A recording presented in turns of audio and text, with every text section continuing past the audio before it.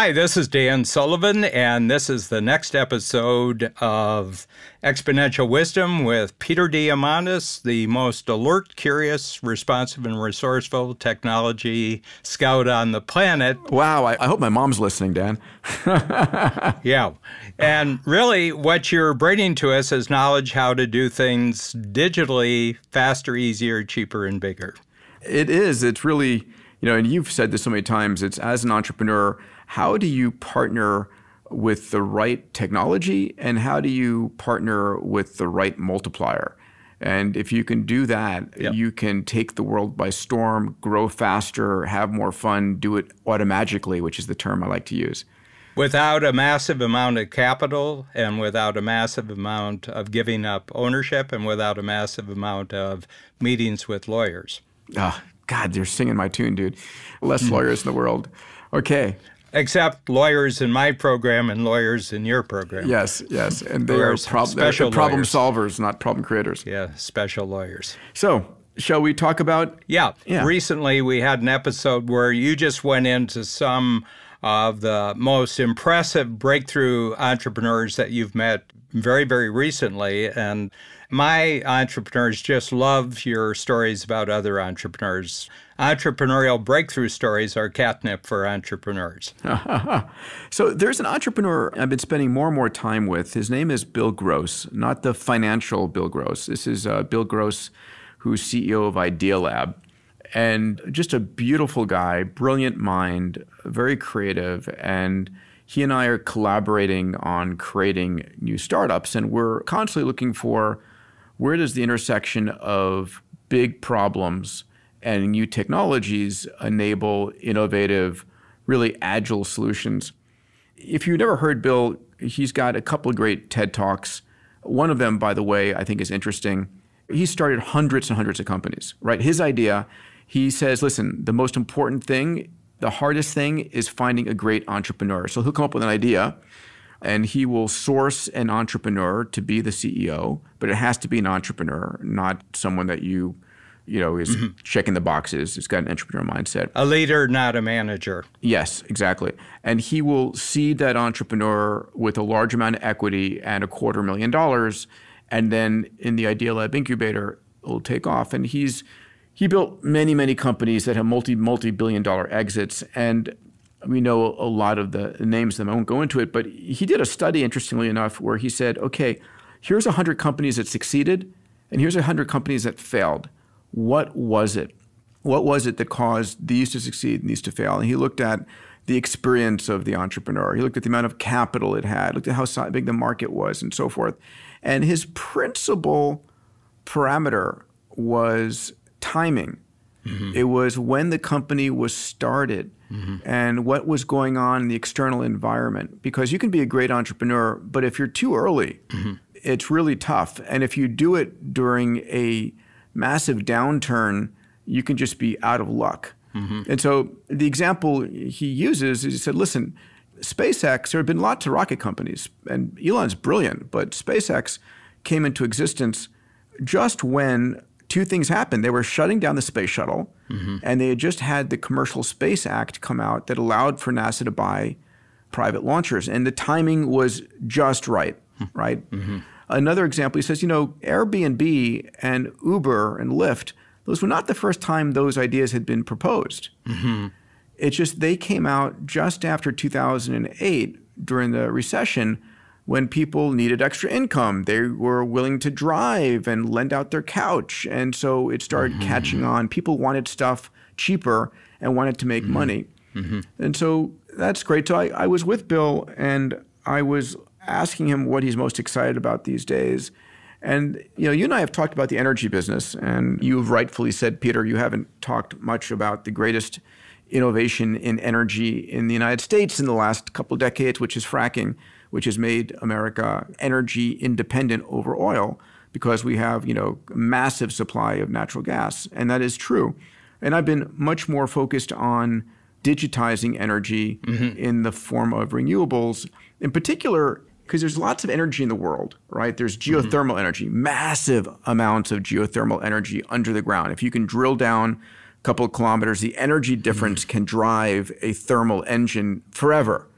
And there's nuclear energy, much cleaner versions of fission. And much smaller. And much smaller, yeah. Much cleaner. Big as a two-car garage now, a and small fail-safe. reactor. Right, fail-safe, yeah. Different kind of uranium. When they fail, they don't have a meltdown. When they fail, they actually cannot fail catastrophically. And fusion, some of my friends in the fusion business are more investing in that. So there's all these kinds of energies that are there. And yes, the energy you have right now, and we have an energy distribution system for natural gas. So yes, that makes complete sense. But one of the energy sources for the world that is completely democratized is solar. And you've heard me say that we have 8,000 times more energy from the sun than we consume as a species a year. It's just not in a usable form. It's there, just not usable. So solar has been rapidly demonetizing. It used to be extraordinarily expensive. So as a reference metric, coal is 5 to 8 cents per kilowatt hour. Okay. Natural gas comes in below that. Solar right now is coming in, the current best price is 1.75 cents per kilowatt hour. In Brazil, we're seeing anywhere from 1.75 cents to 2.5 cents. And it's getting cheaper and cheaper and cheaper. The problem has been storage, right? So one of the innovations that Bill Gross announced just a few months ago, bankrolled by none other than SoftBank, is a company called Energy Vault. And here's the idea. He realized that the ways of storing energy in batteries is not anywhere near efficient. Like current energy storage in batteries, like 8 cents to 10 cents per kilowatt hour. So if you put the cost of producing the solar and storing the solar, it's much more expensive than other sources. So you got to bring that down. And the way that we've been storing energy has been pumped water, where you pump water up into a reservoir. And then when you need energy, it comes back down through a generator like Niagara Falls. But that's still been way too expensive. And so he came up with an innovation which on the first thoughts is crazy, but it's demonstrated, and they have gathered $9 billion of orders in the first year. And so the idea is actually using, during the day where it's sunny, the sun is used to power a crane that picks up a large mass of material and stores it at a height. It's like imagining picking up a massive Lego brick and stacking it on another Lego brick, and then stacking another Lego brick, and another Lego brick. And you make this giant tower of Lego bricks that are a ton each. And then when you need energy back, the crane picks it up and gravity pulls it back down. And so you think that's a crazy idea, it looks like, but they've built it, and it stores energy at under 2.5 cents per kilowatt hour. And they are, like I said, $9 billion worth of orders. Yes. Amazing. My feeling is that all energy is going to be needed because, first of all, the use of electricity is going to become exponential as 100%. I mean, Totally server agree. farms are proliferating. The more we have, the more we want. Yeah, and, abundance of energy will be used. I mean, it's human aspiration. If you have available energy, aspirations for using that energy increase. I mean, it's part of the abundance formula is human aspiration. Actually, I was reading Gordon Moore, who's famous for Moore's Law, and he doesn't buy into it that it's a law. He says, I'm simply reflecting the speed with which, provided with new capabilities, human aspirations actually multiply. He says, I think Moore's Law is more about human aspiration than it is about technology. He says it's just that we aspire with the availability of new capabilities. And I have to tell you, energy is a capability that gives rise to enormous aspirations. Yeah, it is. Here's another fun one that Bill has. It's a company called Heliogen. So it turns out that if you can take water and heat it to 1,500 degrees centigrade, the water spontaneously decomposes into hydrogen and oxygen. So what he's been working on and building, and I've seen this, is these super highly accurate mirrors that are made of a single material so that there's no differential expansion of materials and can focus the sun's lights through all of these parabolics on a single spot and raise the temperature of that location to 1500 degrees. So you take simple water and sunlight and you generate energy. In this case, it's hydrogen, which is a fuel. Yes. Right? People think about hydrogen as a source of energy. Hydrogen is not a source of energy. Hydrogen is a storage medium, right? So you can store it and transport it and make hydrogen-powered cars or planes or whatever you need. So I find that an amazing, again, a free zone frontier because no one else has been thinking about this. And we need oxygen too. Yeah, Oxygen is yeah, absolutely. Yeah, oxygen's very, very useful. Yeah. Yeah.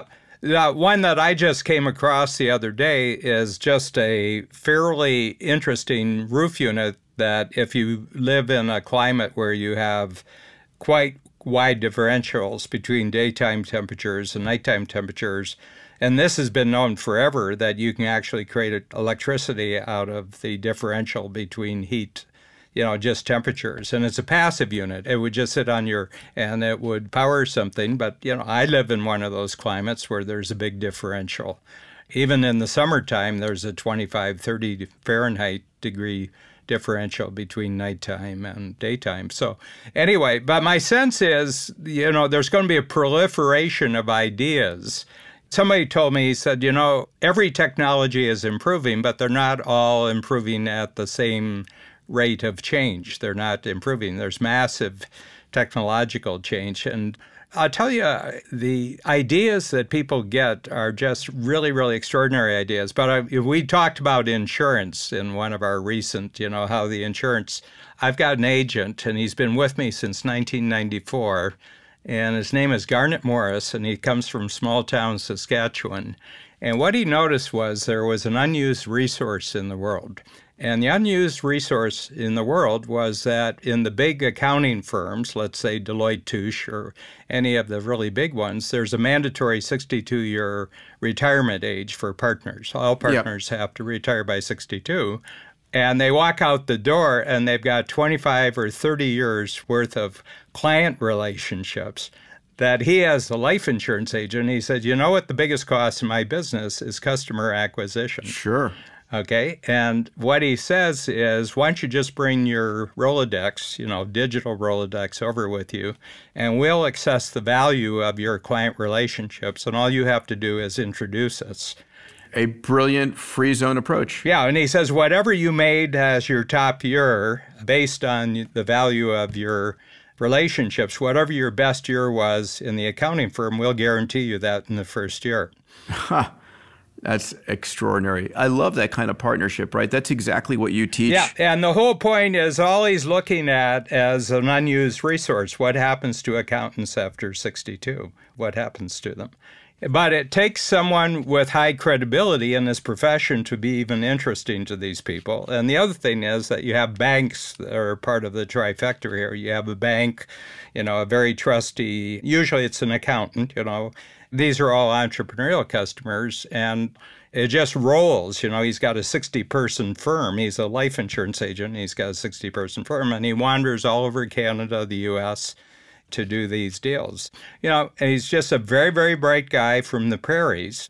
He's been in coach since 95, so he's been in coach for 24 years, and every quarter you can just see the progress in developing his model. But it's all digital because all the processing of figures and everything else in that is digital. So, digital is like electricity. Is this going to be the year that you get electricity? It's 1919. We have this great look back a century ago, what was big a century ago.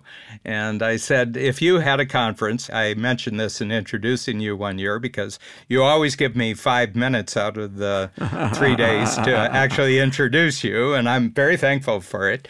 But I said, imagine you were here. I think it was 2015. And I said it was a century ago when we're all gathered in a conference. Maybe it's in New York or Chicago. And we're just looking at automobiles. We're looking at, the whole infrastructure that's forming on automobiles. And we're looking at electricity. We're looking at phones. We're looking at all sorts of things, moving pictures. We're looking at photography and everything like that. You know the joke about you don't have to outrun the bear, Peter, where two people are walking through the forest, they hear a bear, one of them sits down, puts on his running shoes, and the other one says, "What are you doing? You can't outrun a bear." And he said, I don't have to outrun the bear. So, in the technological world, it's not absolute advantage, it's relative advantage. And going back to your example of Bill Gross, it's timing. When do you do it? I had a client who lives in a state where they just introduced minimum wage.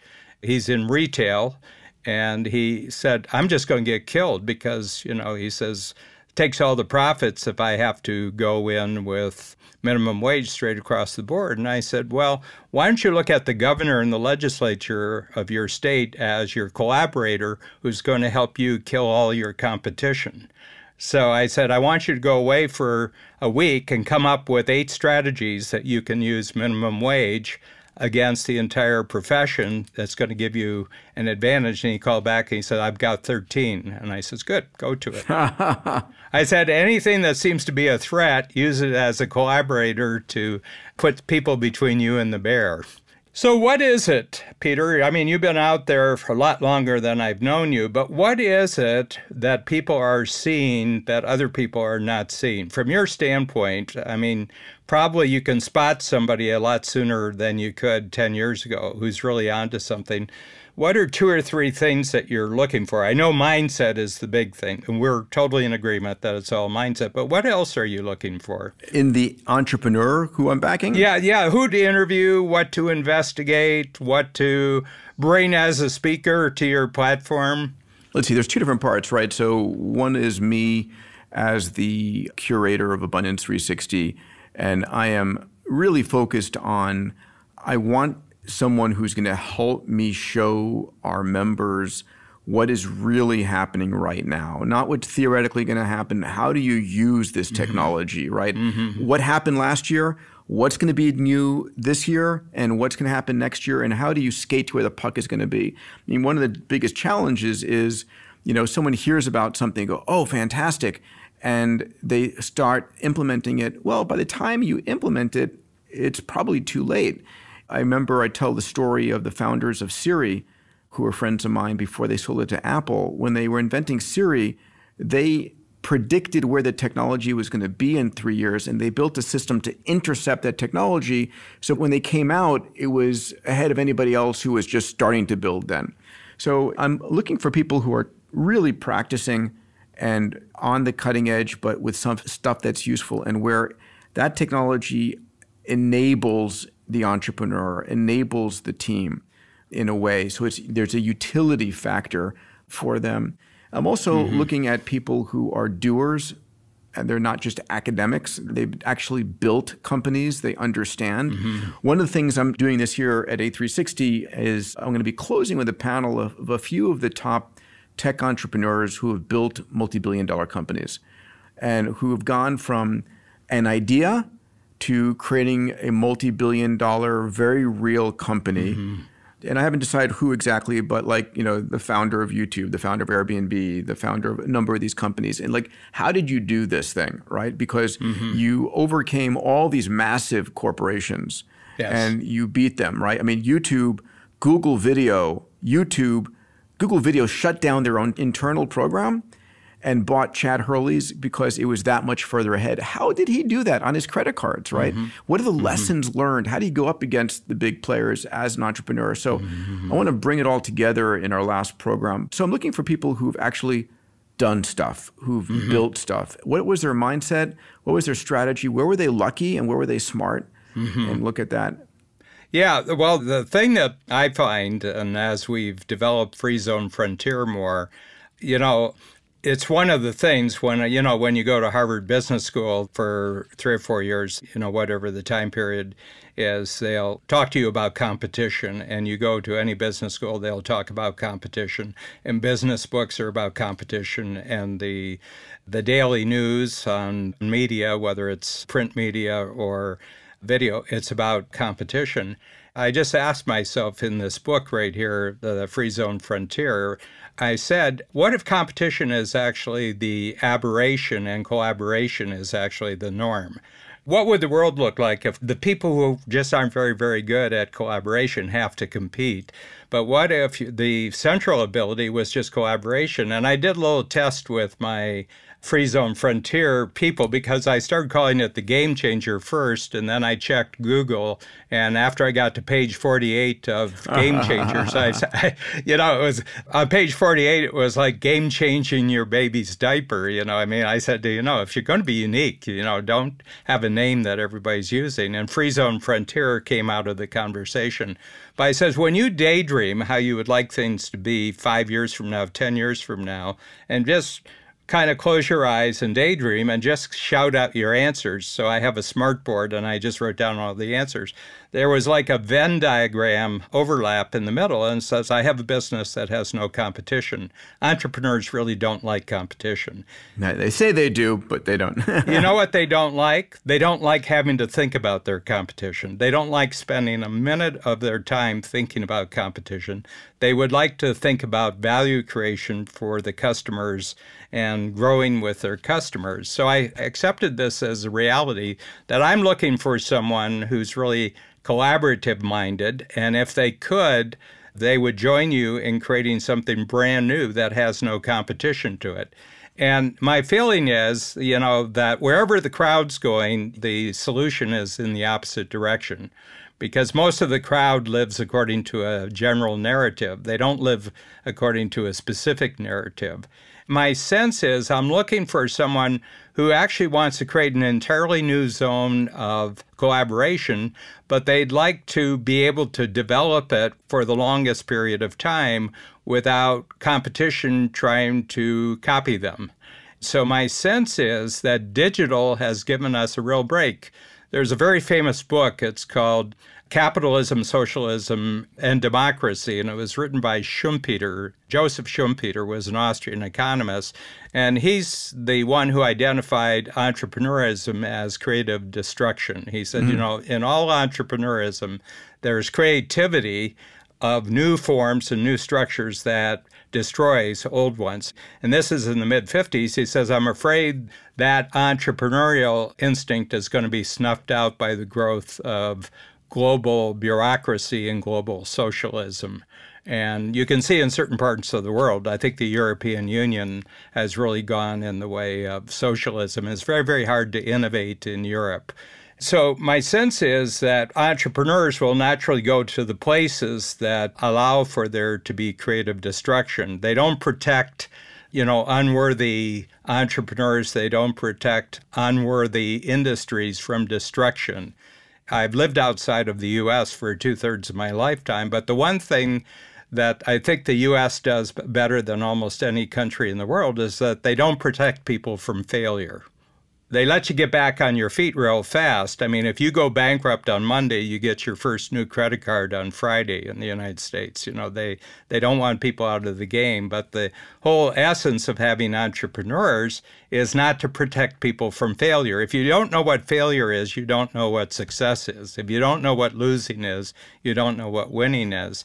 And my sense is, and you tell me that Silicon Valley, which is certainly, the heartbeat of the digital world as a place more than any other place, because everybody else wants to be like Silicon Valley, that basically, Peter, if you've had a lot of failures and you've come back, that's like a college degree. You got hit, you failed, and you're back again, and that's worth a college degree. Yeah. We call failures learning and experience versus a black mark for life. Let me share with you an example of a great entrepreneur who's thought through and is implementing your Free Zone Frontier approach. His name is Alex Zverenkov.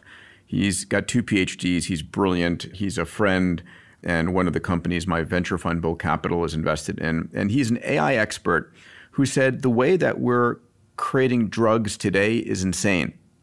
It's billions and billions of dollars of testing and, in petri dish and animal models and eventually in humans and so forth.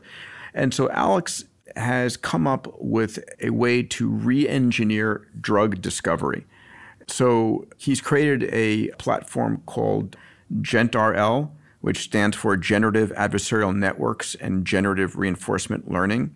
And so he identifies with whomever the disease you want to go after. And he uses his AI to actually look at billions of molecules and design molecules and then test these molecules digitally, and they're called in silico medicine. And he was able to go from a pharmaceutical company identifying a target that they wanted, and in 21 days ideating and producing the molecules. And out of the 6 molecules that they produced, 4 worked on the target, right? So we're talking about, massive transformations, right? So another announcement just today was Google announced what they believe is quantum supremacy, which is the first time that a quantum computer can actually be proven to be more powerful than a classical computer. And one of the places that quantum supremacy is going to be used by an entrepreneur like 𝐂𝐎𝐓𝐄𝐂 is being able to design molecules. We're talking about taking the future of pharmaceuticals, which is a baroque, big, multi-billion-dollar wasted capital business. Monopoly. I talk about monopolies. The problem is monopolies that don't want competition. That's the biggest obstacle. And it could be government, it could be corporation, it could be anything. But Alex doesn't want to manufacture drugs and sell drugs. He'll bring his... No, he's a simplifier. He'll bring his AI capability and he'll say, okay, which drug company wants to put this out through all of your channels? Which one wants to be a multiplier? Yeah. Amazing. Yeah. And the big thing is, this thing of simplifying and multiplying, I think you have to choose yourself as an entrepreneur. And I think it's, what does your track record say? Have you been a simplifier or a multiplier? And I've been a simplifier all my life. I take very complex entrepreneurial thinking. I said, yeah, but actually you're just doing this and this and this. There's nothing else going on. And then I put it out in models. But then it goes out and it spreads, and I'm really into publishing now. A month ago when I noticed that exponential wisdom is in one of the top 100 business and marketing. I have 3 other podcasts in the top 100 in the world right now. Okay. And we've put our books now, the audio part of our books, on 39,000 Audible platforms. And one of my favorite bookstores is in London, and it's Waterstones right on Piccadilly. It's right up from Piccadilly Circus. And it's 5 stories, and it's what a bookstore should be. They got sofas, they got 3 cafes, and everything like that. So we did a Facebook Live introduction of My Plan for Living to 156 on a Sunday afternoon. And on Tuesday morning, Waterstone had it. Waterstone was featuring it on a new book. I thought, oh, that's nice. That's really, really great. But there's 39,000 platforms. That's the multiplier. And there's one great guy in the program who will do that for you. This is his service, taking any Audible thing that you have. And it's the Audible form of my books that he's putting out there. And then you can buy the book for 99 cents on Kindle because ours are little books. See, a lot of people who are great simplifiers then get in the involvement of being the multiplier, and they get killed. They feel they have to. And they get killed, And that's why they try to buy sports franchises, because they're bored with the company that they started. If you simplify. Yeah, I have a hedge fund manager. He says, the moment one of my stocks, the guy thinks about buying a sports franchise, he says, I short the stock. He's bored. He's after status now. He's not after innovation. So the people who can just play the entrepreneurial game all their life, which I intend to do, it's simplifying. They're great simplifiers or they're great multipliers. And I think you kind of got to choose one or the other. And then the collaboration goes the other way. Your friend Bill Gross is actually a multiplier of a lot of simplifiers. He is. And yeah, in that regard, he is.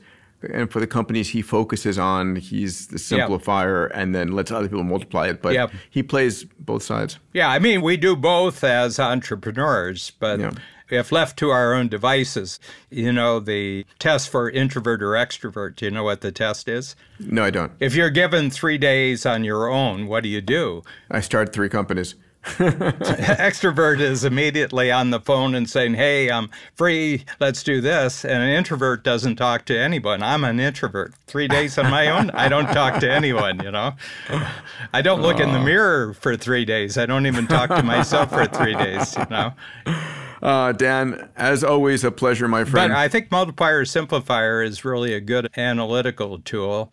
for talking about startups and talking about, the success Love of it. entrepreneurial companies.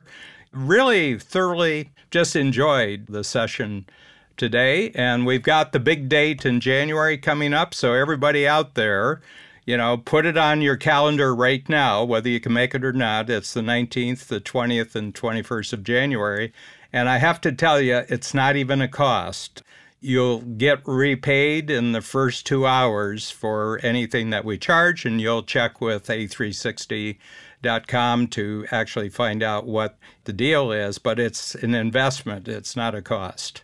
Thank you, Dan. And as I say all the time, 4 of my most important days of the year is every quarter when I come to Toronto to spend the day with you. And again, strategiccoach.com, the 10X program or the Free Zone Frontier program. 10X is where they want to start. They can't come directly into Free Zone Frontier. You've got to develop Free Zone muscles before you can go to the Free Zone Frontier.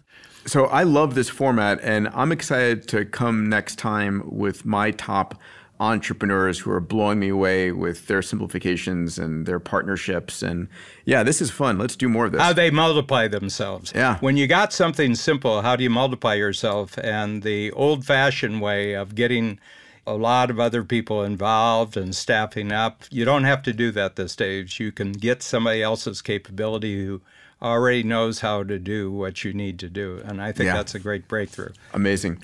Thank you. Take care, pal. See you next time. Thanks, Peter. Thank you, Dan.